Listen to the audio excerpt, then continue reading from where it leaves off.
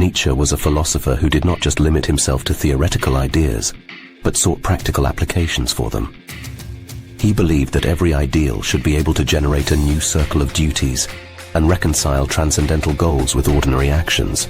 Untimely, Schopenhauer 5. In his work, On the Use and Disadvantages of History for Life, he quoted Goethe's disdain for learning that did not increase or enliven one's activity. Untimely, History, Forward. Nietzsche also quoted Goethe's insight that humans are born into limited situations and can only understand simple, accessible, and definite goals. He believed that individuals become accustomed to employing means that are within reach, and misfortune arises when they strive for something that cannot be achieved through practical activity. Goethe, Wilhelm Meister, quoted in Untimely Schopenhauer 5. Nietzsche proposed that thinkers view their actions as experiments, where success and failure are seen as results. Gay, I 41. He rejected idle speculation and only accepted arguments that could withstand the test of let us try it. Gay, I 51. However, he also recognized that disregarding emotions and limiting oneself to one point of view or experiment can castrate the intellect. He believed that a more complete and objective idea can be achieved by considering more emotions and observations.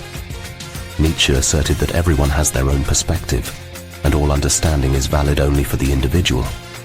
He wrote, "Every soul is a world of its own. For every soul, every other soul is an afterworld. Thus the three, the convalescent too." In psychology, there is a debate between the nomothetic and ideographic approaches. The nomothetic approach emphasizes generalized laws that apply to everyone, while the ideographic approach focuses on individuals' unique and private experiences. Nietzsche clearly favored the latter, asserting that every person is a unique being, and such diversity and unity will never occur again. Untimely, Schopenhauer 1.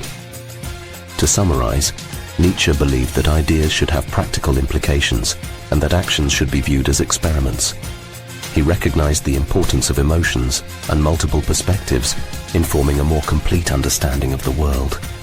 Finally, he believed that every person is unique and should be studied as such.